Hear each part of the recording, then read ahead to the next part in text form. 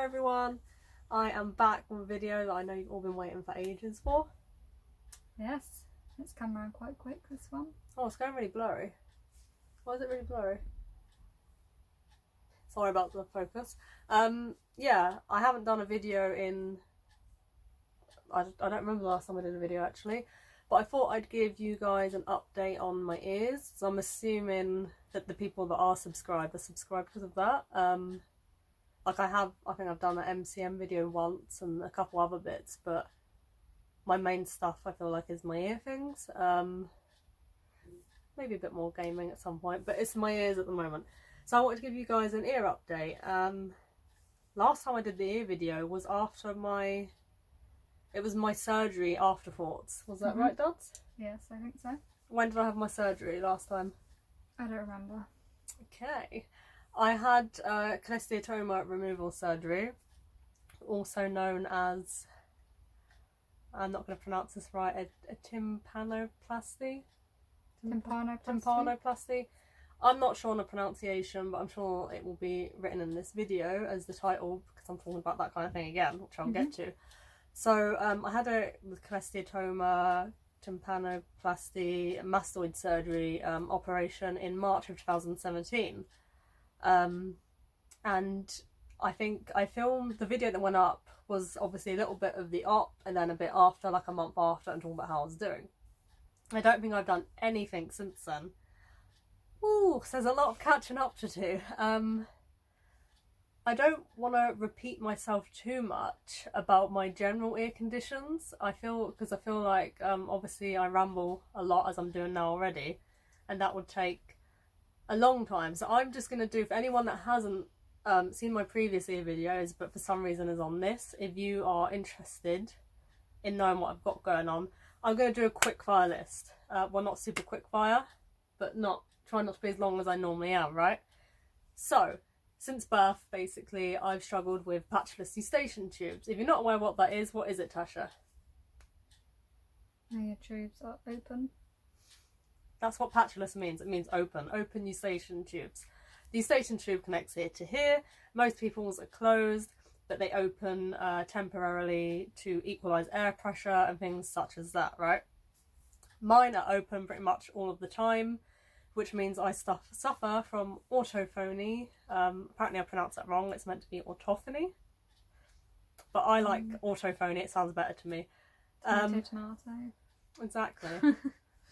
But we're saying tomato though, aren't we? Because I don't know. Anyway, I say tomato, but I meant, yeah, ignore that. So, I've had patulous eustachian tubes since birth. It does make my day-to-day life quite difficult, really, because like I said, I suffer from autophony, which means there's loads of air against my eardrum, right? So if when it's open, if I'm breathing or talking, it's like Darth Vader, but worse. It's basically very, very echoey. If you're interested, I've got a video on my channel. You just type in patulous eustachian tube and you can literally see my eardrum and what it looks like when I'm breathing. My eardrum's like a... What does it look like? It's hard to explain. It's just something that goes really loose and then it just sucks back in onto the hearing bones. It's really, really bizarre to look at. So that's that, and as you can imagine, it makes my day-to-day life quite difficult, because the only way to fix it is for me to sniff in, which is a reverse Valsalva manoeuvre. Valsalva manoeuvre is when you blow hard like that to open your tube. Which is dangerous, by the way. You shouldn't do the reverse Valsalva manoeuvre, which I do. When I sniff in, it temporarily closes it, yeah? So then I'm able to talk. Like, I wouldn't be able to talk to you now if I didn't sniff in, because it'd be very, very echoey to the extreme, and it's horrible. Anyway, so I've had that since birth. And then I developed tinnitus in the form of like a high-pitched ringing. Sorry about the noises, if there is any. Well, there is some, I don't know if it'll pick it up. Then I developed tinnitus, which is a high-pitched noise. Well, my one is a high-pitched noise. Tinnitus comes in a million forms, as I will explain in a minute as well. Then I developed pulsatile tinnitus, which is different to tinnitus. Someone pointed out on one of my other videos that it's different and it's dangerous, and I didn't inform anyone of that, but I did. In my video I clearly said they are different things, Pulsatile tinnitus is not tinnitus. I know it's in the name, but it's not. It is, well, I think any of your health should be taken seriously, right? But pulsatile tinnitus, so basically, if you can hear your heart's rhythm, whether you can feel it, if you can hear it or feel it, might sound like a beating of a drum. It might be the sound of a physical whooshing. If you have that in sync with your heart, take any information you can. Like I said in my other video, go to the doctors and show that to all of them, and make sure they refer you to either a neurologist or an ear specialist, something like that, just for your peace of mind to get it checked out. Because although it most likely isn't anything sinister, there can be sinister things causing it, and obviously some of them are fixable. So yeah, that's just about that. I just want to reiterate that again. So I've had patulous eustachian tubes since young, then high-pitched tinnitus, then pulsatile tinnitus. Then I developed another form of tinnitus, which is like a really deep, revving, humming, vibration-y sound / feeling. It feels more like a feeling than a sound. It's really hard to describe. And that's the thing I struggle with the most, along with my PET. And that was the case as in my last video as well. So I got that as well.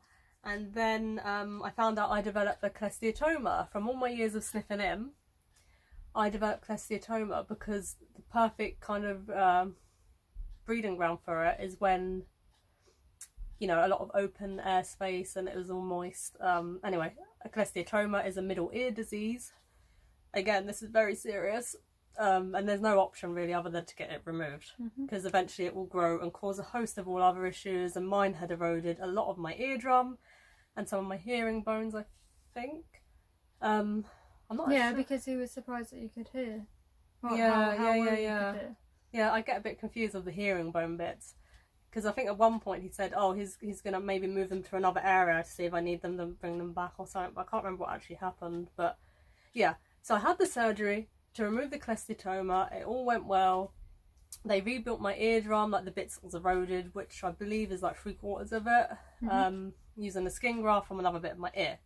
That's what happened, and I gave you guys the update. Yeah, so they got rid of the cholesteatoma, which was amazing and great. Everything went well. The only kind of issues I did have was the patulous eustachian tube now in this side is obviously still there. My tube still opens because we didn't do anything to the tube. But I have a hole. Not a hole. Well, it is kind of like a hole. I don't know. Like a... Woody.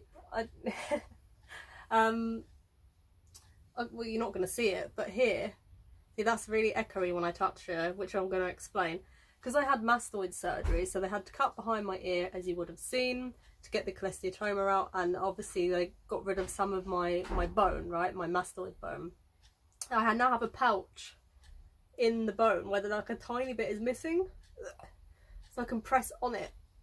But that is now where my air seems to travel to. See, my tube's open right now, but my voice is a little bit echoey, but not as bad as it is, like, say, if that one's open or when before the operation. So it's still a little bit echoey, but because the air travels to this pouch now, if I press in, it's a disgusting feeling, but then the echoiness kind of goes away. Like, I can move my head, I don't hear it, I can touch here, it's not echoey. I let go, that's really echoey. Like, so that's obviously where the air is. Yeah, so I kind of got, I still got the autophony, oh my god. What the hell? Oh my god. Ah! But in a different way, kind of. So if it is really bad, like very open, I still do hear my voice a bit echoey.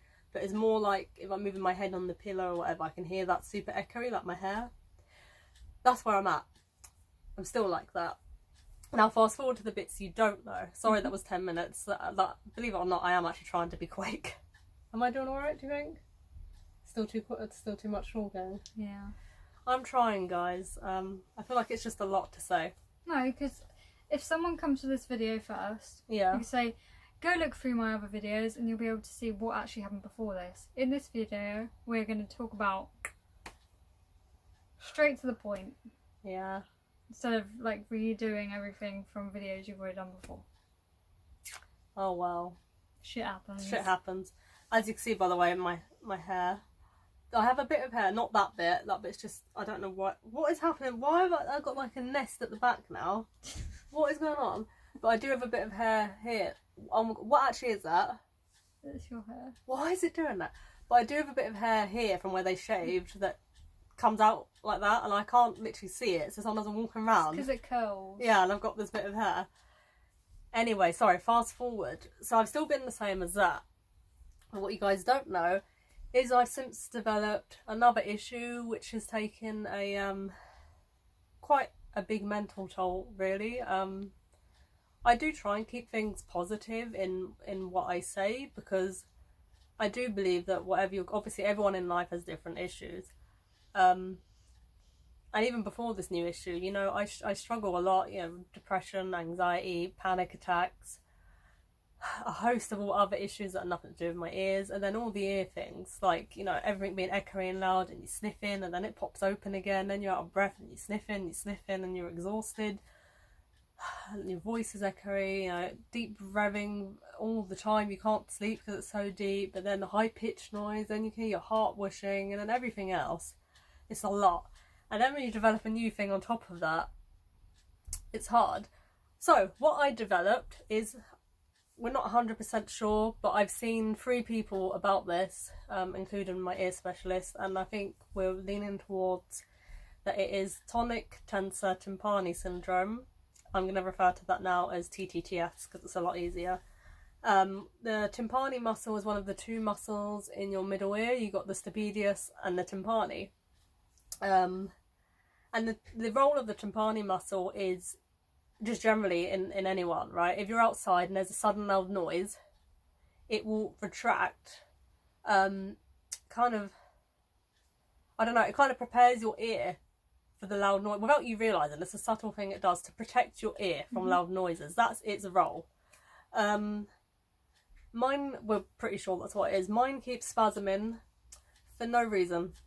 It's normally triggered by a burp or a hiccup or a yawn. It doesn't sound like a big deal, but it's really getting to me. I'm actually finding it worse than all of my other ear stuff combined. It has really taken a toll on me. You know, I've had very, very bad breakdowns about it several times. Again, though, I want to reiterate that I do believe it's possible for things to get better. When I'm really low, I don't feel like it will, but I feel like you have to believe that. And I try and remember what my nan told me, which is this time tomorrow, you might not feel this way. So when I'm feeling really low, I just think, you know, just get myself through today, I might feel better. And I'm personally really lucky, like I have a really good support network. You know, Tasha understands, you understand all my ear stuff better than anyone. So it's nice to feel like I've got that support and understanding. Sorry. No, it's fine. Every video she yawns. It's a sign that I'm talking too much. But like, I've been really struggling with it. So basically, it feels like someone, when it is spasming, is rapidly kicking on my eardrum. But I can hear it and feel it, and it can last all day. It can last several days. Sometimes it just does a little spasm for a little bit and then stops. It's very infrequent. There's no, like, it's not like that all the time. There's no rhythm. It can be like Random. Yeah, it's just random. It's a spasm, but you can hear it and feel it. I do get spasms everywhere in my body quite strongly, but the ear ones are horrible because I can feel it and hear it, and especially when it lasts all day. Anyway, so that's what I've been struggling with. Now, to give you the proper update, I've got surgery tomorrow morning, which I was not expecting. While I'm currently filming this, the date is the 11th of April. I had surgery scheduled for 26th of April, so I was going to do this video a bit nearer the time. I had a call this morning to say that there's been a cancellation for tomorrow. Can I come tomorrow instead? And because I suffer... See, it made it hard for both these reasons, the opposite ways. Because I struggle with anxiety, I was freaking out like, no, because I don't like change. In my head I was like, no, I can't do this. But then also because I struggle with anxiety, and when something horrible is there, I want it over as quick as possible. I said, you know, I need to just talk to my mum, which I did, because she has to drive me there. I'll get back to you. I decided to go for it, so my surgery is actually tomorrow. which is good and bad. It's less time for me worrying, building up to it, but also I don't deal well with change. I've been really freaking out a lot about that. Yes. The surgery tomorrow, what is it, Tasha? 7:30. No, what is the surgery? 7:30. You're having your eardrum rebuilt and the hearing bones. Are they doing the hearing bones? Yeah, that's what your pre-op woman said. Well, I was going to say, I don't remember that exact bit, but I was a bit out of it. So we had the pre-op last Friday, and it's now Thursday. My operation's tomorrow, so my op would have been a week after the pre-op.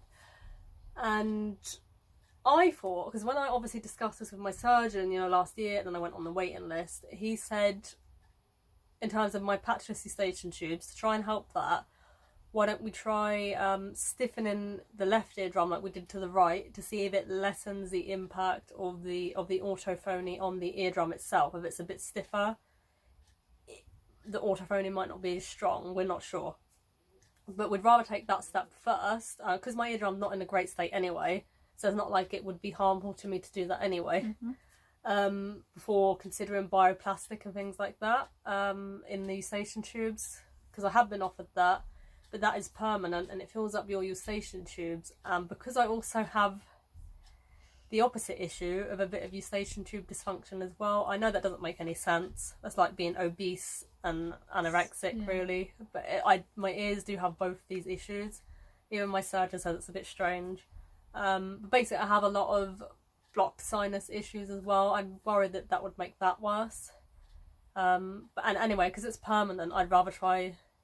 Even though a stiffened eardrum is permanent, but I don't really see the harm in having a stiffened eardrum when it's very loose and fucked. My eardrums are fucked. They're retracted and a mess. You can see a video of them with my tubes open on my channel. You know, they're like that. They're all floppy. Anyway, the pre-op. Well, let me explain what the op is for. Sorry. So the op, when I discussed it with my surgeon, he just said, you know, we're going to stiffen the eardrum, see if it helps the PET. That's all I thought it was. Yeah, then when I had my pre-op, the woman said, I don't know if I should say names actually, no, I'm not going to say names, but she's really nice, my nurse. She said they're going to do a tympanoplasty again, which I think is going, well, I said, doesn't mean going behind the ear, because that's what it sounded like it was going to be, but I'd rather go through the canal, because I don't... Even though he did a really good job, I mean, my ears are quite symmetrical, but I just still rather through the canal. So I don't know if they're going here. I'm sure she said they're going to go behind and through. Yeah, but then I said, oh, I was hoping it'd just be through the canal. And she said, well, only Mr. Yeah, he knows what he's going to be doing. So I won't know till the day if they're doing here and through here or just here. Because, let me explain my train of thought. I thought it's just the eardrum rebuild, right? But she said they're actually also going to go in behind and look to see if there's any signs of cholesteatoma, which I was quite shocked about because I knew nothing about that, because obviously last time it was growing here. But obviously, like, they want to check that, that's fine by me, because I'd rather be safe. But I just wasn't expecting that. I thought it was just an eardrum rebuild for here. So that's pretty much it, actually. When I did see him to discuss this last year, I said, will this help my spasms? Now, bear in mind, at the time I saw him, I was only really getting, you know, the TTTS symptoms on my left side. He did say, do you get them in your right? And I said, very rarely. So he said, well, stiffen your eardrum. And then, you know, last 2 years ago, and you're not really having many spasms there, stiffening it here might help the spasms. But obviously, logically now, I'm thinking it won't, because I get the spasms, the TTTS, both very strongly on both sides now. Obviously, that eardrum's already stiffened. But my fingers are crossed for hoping that it will help lessen some of the autophony, because that does make it really hard for me to do things. I went to a concert with Tasha in February to see Hayley Kiyoko, and she was great, she was amazing, but I struggled. Yeah, you weren't in the best place with it. No, if we hadn't already got the tickets, which makes no sense what I'm saying, I wouldn't have gone, because obviously you wouldn't go if you didn't have the tickets. But I hope you guys know what I mean. Obviously, concerts anyway, everyone should wear earplugs. Yes. This one can attest to that, because this one had quite bad tinnitus for a couple of days afterwards. Yeah, it wasn't very nice. So I've learnt from that to always wear earplugs if you go to a concert, because it's horrible. I've been telling her for ages, protect your ears. People don't take it seriously to what happens to them. Thankfully, her tinnitus kind of died down. Yeah. But some people aren't so lucky. My tinnitus, by the way, I got from nothing. I didn't have any noise exposure. I was sat talking to my mum and I got the high-pitched noise, you know, everyone gets, and then it goes. It just never went. And then I got a host of all other issues on top. Anyway, my issue is when I have earplugs in, obviously it's protecting my ears, but because I have patulous eustachian tubes, when the earplugs are in, it forces my tubes. I have no idea why, because I don't know if it's because I've got really small ear canals. Like, I can't even put normal earphones in. They literally come out. It's really uncomfortable and painful. So I don't know if it's just me, but when I put the ear, the earplugs in to stop noise damage, it makes my PET like times 1,000. Like, it's so echoey, it's horrible, it's so uncomfortable, and you can't sing along to the songs. It's obviously, if you don't have autophony, you're not going to understand what I'm saying, but it's like Darth Vader times a million. It's like such the loudest, like someone breathing in an amplified microphone, so loud. I couldn't sing along or anything. So I kind of had them in, but like loosely, not pushed in super, like proper loosely resting, so it's a tiny bit of protection, but not so it's making my ears super open. But the issue was my PET was playing up really bad on the day anyway, which is why I was so stressed. So I was like trying to sing along, and then my tube would pop over, it would be echoing, and I was sniffing in and trying to sing along, and the second I tried to sing along, it pop open again, so it was a vicious cycle. So yeah, PET and all my other, the PET, the deep revving and the TTTS, the spasms, all have quite a big impact on my day-to-day life, mentally. I'm really lucky. I have a good support system. There you go, it just opened then. And, oh, it's really started to open. See, now you're going to see how I struggle. You might see it in old videos like MCM and stuff, actually. You can see when I'm walking around. You can see I'm going...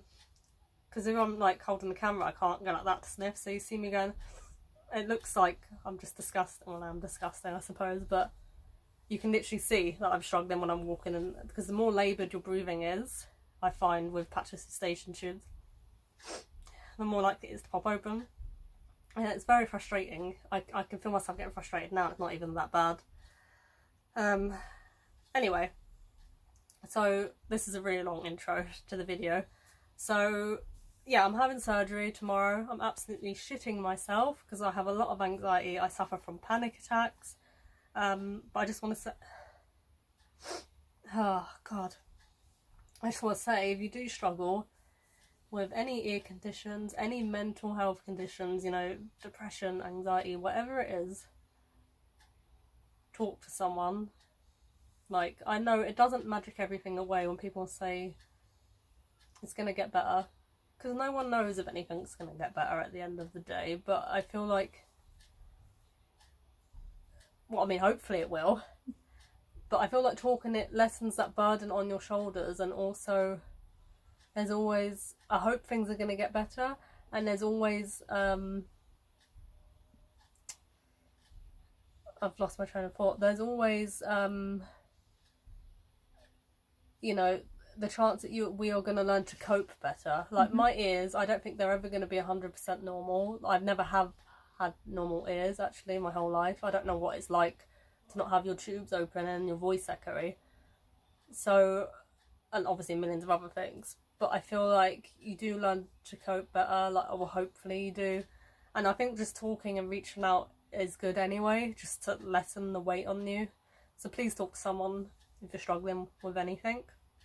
And to anyone out there that's watching this, if you struggle with anxiety, and especially with panic attacks, I'm recommending Dare by Barry McDonough. Did I ever see it?